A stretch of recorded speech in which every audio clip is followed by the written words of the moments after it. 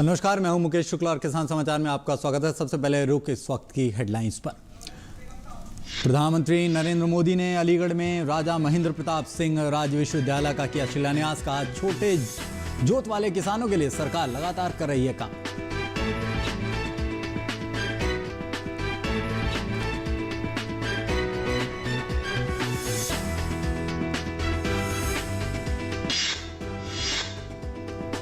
उत्तर प्रदेश अलीगढ़ में महाराजा महेंद्र प्रताप सिंह विश्वविद्यालय के शिलान्यास कार्यक्रम में मुख्यमंत्री योगी आदित्यनाथ ने कहा, गन्ना किसानों को अब तक सबसे ज्यादा किया गया भुगतान।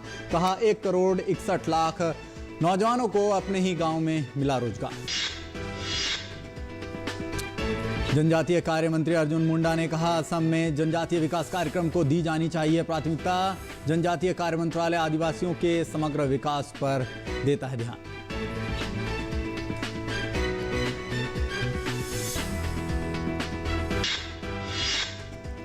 गुजरात में पिछले कुछ दिनों से तेज बारिश। जामनगर और राजकोट में एनडीआरएफ की टीमें लोगों को सुरक्षित स्थानों पर पहुंचाने में जुटी। मुंबई में बारिश से आम जनजीवन आंशिक रूप से प्रभावित।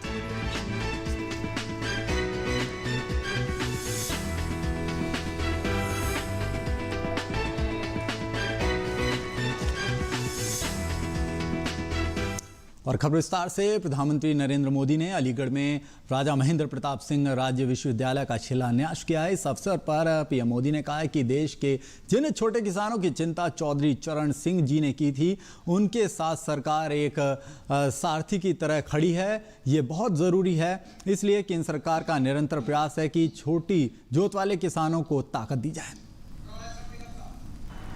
देश के जिन छोटे किसानों की चिंता चौधरी साहब को थी, उनके साथ सरकार एक साथी की तरह खड़ी रहे, ये बहुत जरूरी है। इन छोटे किसानों के पास 2 हेक्टेयर से भी कम जमीन है और हमारे देश में छोटे किसानों की संख्या 80% से ज्यादा है। यानी देश के 10 किसानों के पास जो जमीन है, उसमें 8 किसान ऐसे हैं जिनके पास छोटा सा जमीन का टुकड़ा है। 10 में से 8। इसलिए केंद्र सरकार का निरंतर प्रयास है कि छोटी जोत वालों को ताकत दी जाए। 1.5 गुना एमएसपी हो, किसान क्रेडिट कार्ड का विस्तार हो, बीमा योजना में सुधार हो, 3,000 रुपये की पेंशन की व्यवस्था हो, ऐसे अनेक फैसले छोटे छोटे किसानों को सशक्त कर रहे हैं। कोरोना के इस समय में देश भर के छोटे किसानों के खाते में सरकार ने 1,00,000 करोड़ रुपए से अधिक सीधे ट्रांसफर किए हैं। इसमें 25,000 करोड़ रुपए से ज्यादा सिर्फ यूपी के इन किसानों को मिले हैं। वही प्रधानमंत्री ने कहा कि किसानों को सरकार ने अब तक का सबसे ज्यादा भुगतान भी किया है। मुझे इस बात की खुशी है कि यूपी में बीते 4 सालों में एमएसपी पर खरीद के नए रिकॉर्ड बने हैं। गन्ने के भुगतान को लेकर के भी जो परेशानियां आती थी, उन्हें लगातार कम किया जा रहा है। बीते 4 साल में यूपी के गन्ना किसानों को 1,40,000 करोड़ रुपए से अधिक का भुगतान किया गया है। आने वाले साल तो यूपी के गन्ना किसानों के लिए नई संभावनाओं के दरवाजे खोलने वाला है।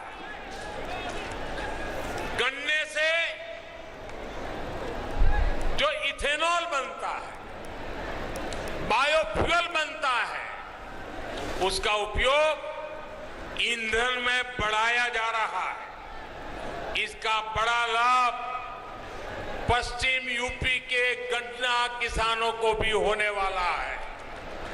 साथियों, अलीगढ़ समेत पूरा पश्चिमी उत्तर प्रदेश आगे बढ़े, इसके लिए योगी जी की सरकार और केंद्र सरकार कंधे से कंधा मिलाकर दिन रात मेहनत कर रही है। हमें मिलकर इस क्षेत्र को और समृद्ध करना है, यहां के बेटा बेटियों के सामर्थ्य को और बढ़ाना है और विकास विरोधी हर ताकत से उत्तर प्रदेश को बचाना है। तो आपने सुना किस तरह से बताया कि किसानों के लिए सरकार कंधे से कंधा मिला करके खड़ी। और जानकारी के लिए सीधे चलते हैं हमारे संवाददाता अभिषेक झा के पास, जो फोन लाइन पर मौजूद हैं। अभिषेक, जिस तरह से अलीगढ़ में प्रधानमंत्री ने शिलान्यास किया महेंद्र प्रताप सिंह यूनिवर्सिटी का, साथ ही साथ किसानों के लिए जो उन्होंने बातें कही, जिस तरह का किसानों के लिए उन्होंने पूरा प्लान बनाया हुआ और किस तरह से उसको यूपी सरकार ने दिशा में लेकर के आए, अमल में लेकर के आए, तो इसका कितना फायदा देखने को मिल रहा है। और उन्होंने बताया कि आगे आने वाले गन्ना किसानों को भी बड़ा फायदा मिलने वाला है। देखिए मुकेश, आज की प्रधानमंत्री की जो रैली थी उसके दो प्रमुख उद्देश्य थे। उनके हिसाब से अगर बात करें तो एक तो निश्चित रूप से जो राजा महेंद्र प्रताप सिंह के नाम पर एक यूनिवर्सिटी की आधारशिला उन्होंने रखी, ये दूसरा डिफेंस कॉरिडोर जिसकी बात प्रधानमंत्री ने की। लेकिन उसके अलावा भी प्रधानमंत्री ने वेस्टर्न यूपी, जो कि विशेष रूप से किसानों के द्वारा काफी ज्यादा प्रभावित, किसान कहें तो किसान इस क्षेत्र में काफी ज्यादा प्रभावपूर्ण स्थिति में है, उनके हितों की बहुत बात की। उन्होंने इन बातों को रेखांकित किया कि किस प्रकार से यूपी सरकार ने लगातार किसानों को जो उनके ड्यूज हैं, जो पुराने बकाए हैं गन्ने के खासतौर पे, वो करीब करीब 1,40,000 करोड़ रुपए के पिछले सालों में चुकाए गए हैं। और ये बहुत ज्यादा हिस्टोरिक अचीवमेंट है, क्योंकि हमें पता है कि गन्ना किसानों को 3-4 साल तक वेट करना पड़ता था अपने बकायों का भुगतान के लिए, जिससे न केवल उनकी इनकम का नुकसान होता था, बल्कि जो उनकी एक जो रेगुलर मनी का फ्लो है, ताकि वो अगली फसल पर भी इन्वेस्ट कर पाए, उस पर भी बहुत बड़ी बात आती थी। तो इस बात को उन्होंने रेखांकित किया। इसके अलावा प्रधानमंत्री ने बताया कि किस प्रकार से उन्होंने किसानों के लिए सम्मान के साथ जीने का जो विकल्प है उनको दिया है। पेंशन या एक कहें जो सरकार उनको प्रति माह 500 रुपए का भुगतान करती है किसानों को, ये उनकी उसी दिशा में है कि किसान स्वावलंबी हो सके, वो आत्मनिर्भर हो सके और आत्मगौरव के साथ अपना जीवन जी सके। पूरी भाषण में उन्होंने लगातार इस बात को दोहराया कि सरकार किसानों के हितों के लिए पूरी तरह से प्रतिबद्ध है और यूपी की राज्य सरकार और केंद्र सरकार दोनों मिलकर वेस्टर्न यूपी के किसान हो या देश के अन्य भागों के भी किसान हो, उनके हितों का पूरा ध्यान रख रही है। और साथ ही साथ उन्होंने बताया कि जो छोटे किसान हैं और भारत में 80% जो छोटे किसान हैं उनका विशेष तौर पर ध्यान रखा गया है। जिस तरह से उनको यहाँ पर सुविधाएं दी जा रही हैं, किसान क्रेडिट कार्ड योजनाएं, बीमा योजनाएं, इनका भी सीधे उनको फायदा मिल रहा है। और जो उन्होंने बताया कि सीधे पूरे भारतवर्ष में उन्होंने जो आमदनी है, जो किसानों के खाते में पैसा पहुंचाया गया, उसमें 25% जो है वो यूपी को मिला। बिल्कुल, देखिए यूपी देश का सबसे ज्यादा जनसंख्या वाला राज्य है और उस हिसाब से यहाँ पर और चूंकि जो रोजगार के साधन है वो कृषि अभी भी यहाँ का एक बहुत बड़ा जीडीपी में कॉन्स्टिट्यूट करता है। तो निश्चित रूप से किसानों की संख्या भी यूपी में बहुत ज्यादा है, लेकिन सरकार का ये त्वरित कार्य करने की शैली है कि उन्होंने किसान की जरूरतों को समझा है और सरकार से उनके खातों में पैसे जा रहे हैं, जिससे कि एक बेईमानी या जो भ्रष्टाचार होता था कि किसानों तक पैसा पहुंचते पहुंचते सरकार के अलग अलग जो विभाग के कर्मचारी उन्हें परेशान करते थे या उसमें से अपना कुछ कमीशन रख लेते थे और किसानों तक पूरा पैसा नहीं पहुंच पाता था। ये बहुत ज्यादा विराम लगा है इस सरकार की नीति में और किसानों के सीधे खाते में पैसे पहुंचाए जा रहे हैं। इसके अलावा किसानों को आपने जिक्र भी किया कि उनको बीमा के लिए उनको पैसे दिए गए। छोटे किसानों को सबसे ज्यादा फायदा मिलेगा। जो सरकार ने लगातार क्रॉप पर एमएसपी बढ़ाई है, अभी हाल में भी हमने देखा कि सरकार ने गेहूं पे भी एमएसपी बढ़ाई है आने वाले सालों के हिसाब से। तो हर एक फसल पर भी एमएसपी बढ़ाई जा रही है और सरकार का जो वायदा है कि 2022 तक वो किसानों की आय को दोगुनी करेगी। तो उसके लिए पूरे जोर शोर से नीति के स्तर पर और जमीनी स्तर पर दोनों पर काम किया जा रहा है। अभिषेक, जिस तरह से वहां पर अब बात करें सरकार की, उन्होंने बड़ी तारीफ करी, जिस तरह से उन्होंने बताया कि गरीबों का किस तरह से वो ध्यान रख रहे हैं, किस तरह से गुंडा राज पर उन्होंने अंकुश लगाया, साथ ही साथ तमाम वर्गों को साथ लेकर के चल रहे हैं, उसमें चाहे छोटे किसान हो, बड़े किसान हो, उद्योगपति हो, तो एक अच्छा वहां पर रोल ऑफ मॉडल दिखाई देता है यूपी सरकार का। और जिस तरह से योगी आदित्यनाथ की वहां पर देश के प्रधानमंत्री ने तारीफ करी और बताया कि कितनी इतनी विपदा थी जब कोविड आया, लेकिन उन्होंने अपने टीकाकरण अभियान को भी बहुत सरलता से और सहजता से आगे लेकर के गए। प्रधानमंत्री का यूपी सरकार और यहाँ के जो सीएम हैं योगी आदित्यनाथ, उनकी तारीफ करना निश्चित रूप से यहाँ की सरकार के लिए बहुत आप कहें कंफर्टिंग है। उनको बहुत ज्यादा खुशी हुई होगी उस बात की, क्योंकि न केवल सरकार के जो प्रधान हैं बल्कि पार्टी में भी एक वरिष्ठ नेता के रूप से इस बात को बताया जाना कि योगी सरकार अच्छे से काम कर रही है। और दोनों फ्रंट पे कोविड के दरमियान जो भी कोविड की रोकथाम करने के लिए जो भी प्रयास किए गए, चाहे ट्रेसिंग, ट्रैकिंग एंड ट्रीटमेंट का मसला हो या फिर वैक्सीनेशन का, जो भी हमारे देश ने 75 करोड़ के आसपास का लक्ष्य हासिल किया, उसमें से यूपी का एक बहुत बड़ा रोल रहा है, क्योंकि यूपी की सबसे ज्यादा पॉपुलेशन थी, तो यहाँ पर वैक्सीनेशन एक बहुत बड़ी चुनौती थी।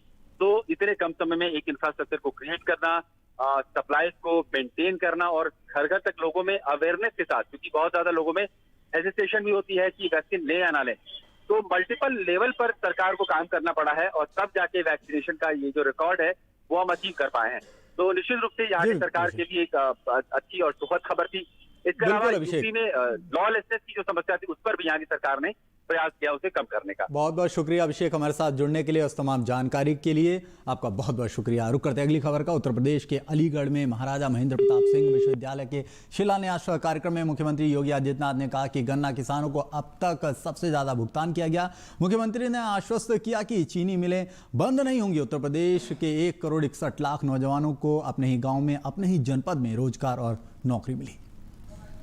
2007 से लेकर के 2017 तक उत्तर प्रदेश के किसानों को, मात्र गन्ना किसानों का 95,000 करोड़ रुपए का गन्ना मूल्य का भुगतान हुआ और 2017 से लेकर के अब तक 1,43,000 करोड़ रुपए का गन्ना मूल्य का भुगतान अब तक सरकार कर चुकी है।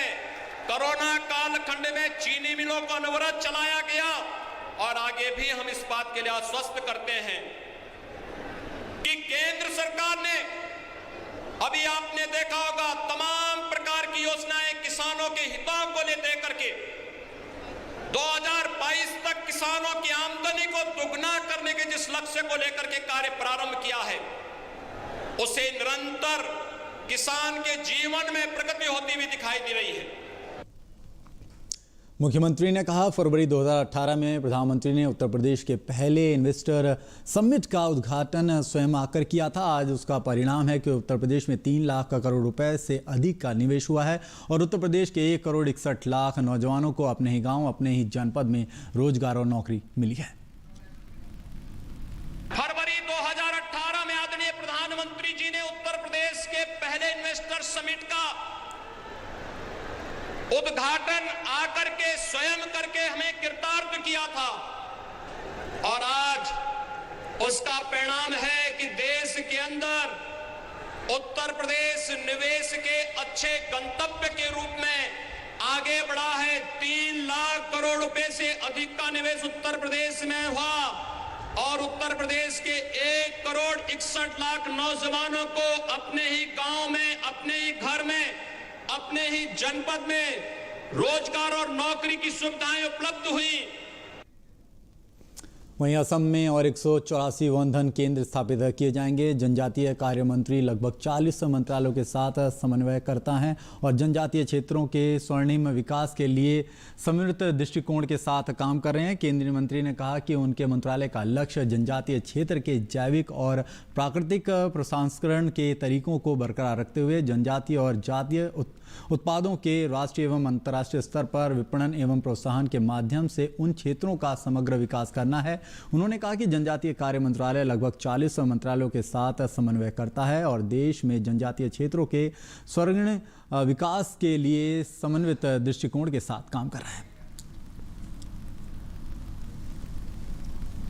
वहीं सरकार ने कहा है कि 2022-23 रबी विपणन सत्र के लिए निर्दिष्ट रबी फसलों का समर्थन मूल्य उत्पादन लागत के 1.5 गुना के बराबर या उससे अधिक है। गेहूं और सरसों के लिए किसानों को उत्पादन लागत से अधिक फायदा होने का अनुमान है। मसूर पर 79% और चने पर 74% फायदे होने का अनुमान है। वर्तमान सत्र में 879 लाख मीट्रिक टन से अधिक धान की खरीद समर्थन मूल्य पर की गई है। इससे लगभग 130 लाख किसानों को फायदा होगा।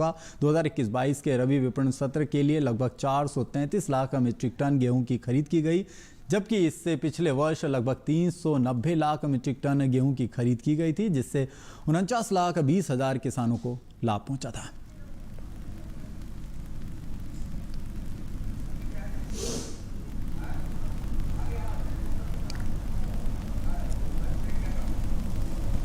और अब बात मंडी की।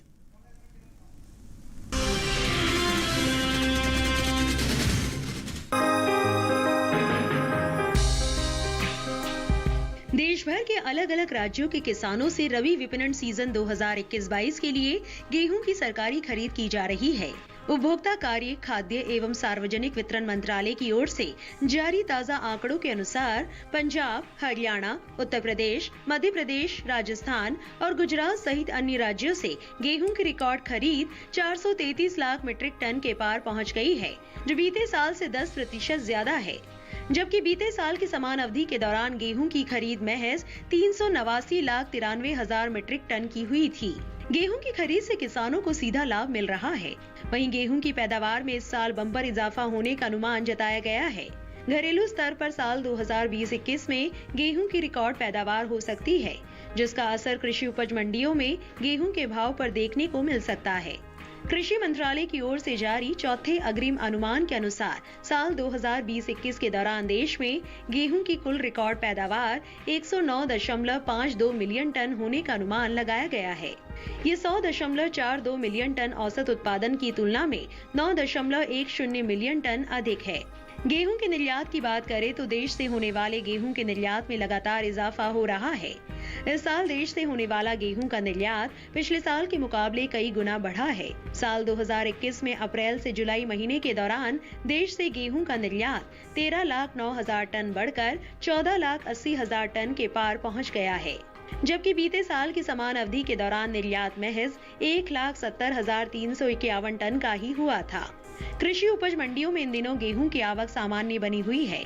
भाव पर नजर डालें तो एग्मार्कनेट के अनुसार कर्नाटक की लक्ष्मेश्वर मंडी में 11 सितंबर को गेहूं का भाव रहा 1,339 रुपए। 13 सितंबर को इसके भाव में 117 रुपए की तेजी आई और भाव 1,456 रुपए पर पहुंच गया। मध्य प्रदेश की खातेगांव मंडी में गेहूं के सौदों में 80 रुपए की बढ़त के साथ कारोबार हुआ। यहाँ 13 सितंबर को गेहूं का भाव रहा 1,980 रुपए, जो 11 सितंबर को 1,900 रुपए था। राजस्थान की कोटा मंडी में बीते 2 दिनों के दौरान गेहूं का कारोबार बढ़त के साथ हुआ। यहाँ 11 सितंबर को गेहूं का भाव रहा 1,935 रुपए। 13 सितंबर को यहाँ इसका भाव 35 रुपए बढ़कर 1,970 रुपए हो गया। इसी राज्य की सूरतगढ़ मंडी में 13 सितंबर को गेहूं का भाव 15 रुपए की नरमी के बाद 1,900 रुपए से 1,885 रुपए हो गया। उत्तर प्रदेश की गोंडा मंडी में हफ्ते के पहले कारोबारी दिन गेहूं का भाव रहा 1,840 रुपए, जबकि गुजरात की जंबूसर मंडी में गेहूं का भाव रहा 1,900 रुपए प्रति क्विंटल।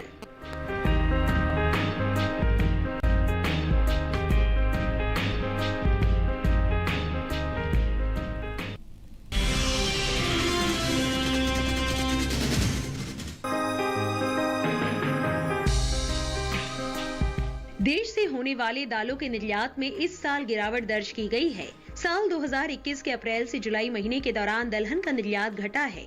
वाणिज्य मंत्रालय की संस्था एपीडा की ओर से जारी ताजा आंकड़ों के अनुसार देश से 73,819 टन दालों का निर्यात हुआ है, जबकि बीते साल इस दौरान दलहन का निर्यात 1,30,863 टन का ही हुआ था।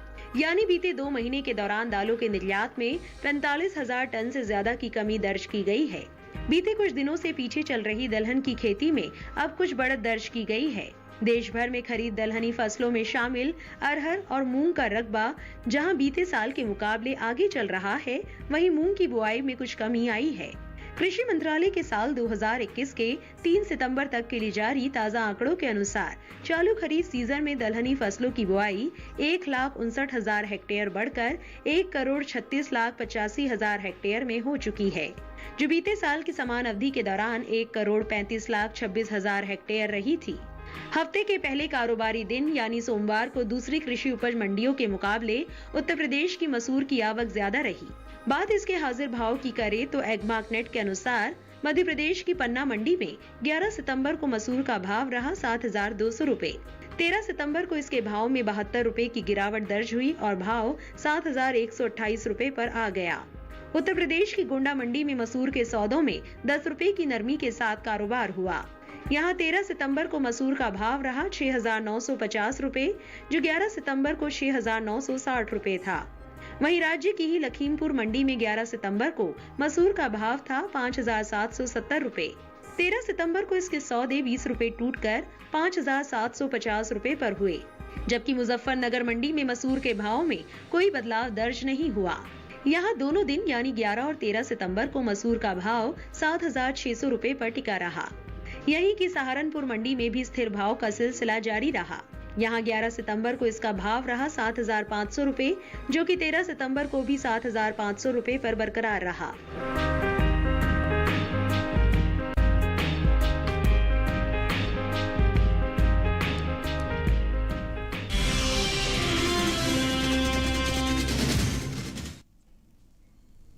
और अब बात मौसम की।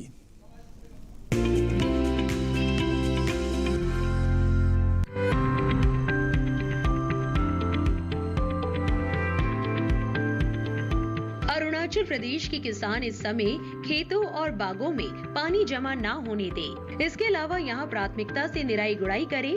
इसके साथ ही खेतों को साफ और खरपतवार मुक्त रखें। अरुणाचल प्रदेश में ही मौसम साफ रहने पर तैयार मक्के की कटाई कर ले।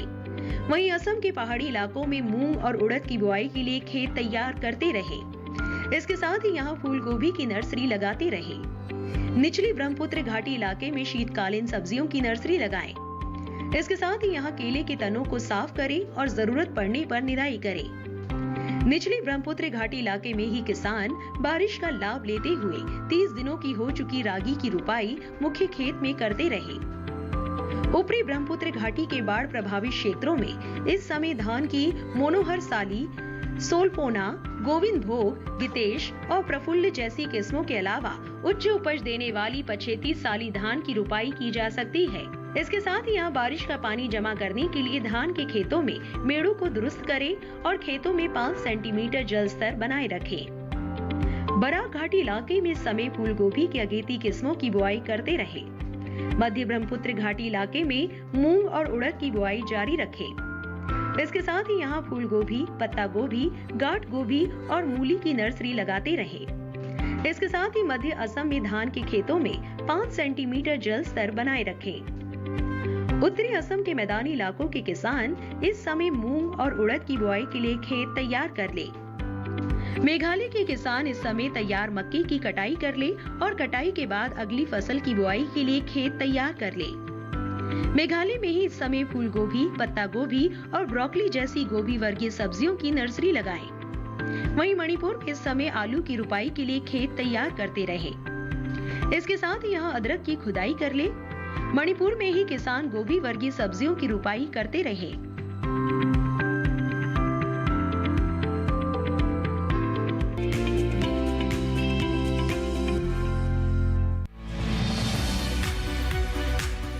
इस समय पालक की बुआई की जा सकती है। पालक को मैदानी और पहाड़ी दोनों क्षेत्रों में बोया जा सकता है। मैदानी इलाकों में सर्दी के मौसम में ये ज्यादा बोई जाती है। वैसे तो इसे किसी भी प्रकार की मिट्टी में बोया जा सकता है, फिर भी दोमट मिट्टी इसके लिए सर्वोत्तम मानी जाती है। अलग अलग राज्यों के लिए अलग अलग किस्में हैं। किसान वैज्ञानिकों से सलाह लेकर बीज का चुनाव कर सकते हैं। अच्छी नमी से बुआई करने पर तुरंत सिंचाई की जरूरत नहीं पड़ती, फिर भी बुआई के 8 से 10 दिन बाद सिंचाई करना आवश्यक है। इसके बाद 10 से 15 दिन के अंतराल पर सिंचाई करते रहें। पत्तियों की हर कटाई के बाद सिंचाई करना ना भूलें। खरपतवार नियंत्रण के लिए बोने के 15 से 20 दिन बाद पहली निराई गुड़ाई कर दें। पालक के लिए 2 से 3 बार निराई गुड़ाई करनी चाहिए। पत्तेदार सब्जियों में आमतौर पर बीमारी नहीं लगती, फिर भी अगर बीमारी लग जाए तो कटाई के बाद दवा छिड़कें ताकि पत्तियों पर दवाई का असर ना हो। वैसे पालक में सर्कोस्पोरा लीफ स्पॉट और डंपिंग ऑफ जैसी बीमारियों की आशंका रहती है। लीफ माइनर, चैंपा, माहू और इल्ली जैसे कीट पालक की पत्तियों को नुकसान पहुंचा सकते हैं। बचाव के लिए विशेषज्ञों की सलाह पर उचित दवाएं छिड़कें। ध्यान रखें कि फसल में किसी भी प्रकार की दवा का छिड़काव करने से पहले कृषि विशेषज्ञों से सलाह जरूर लें। पालक की 1 हेक्टेयर में 80 से 100 क्विंटल तक पैदावार होती है। इसे कई बार काटा जा सकता है।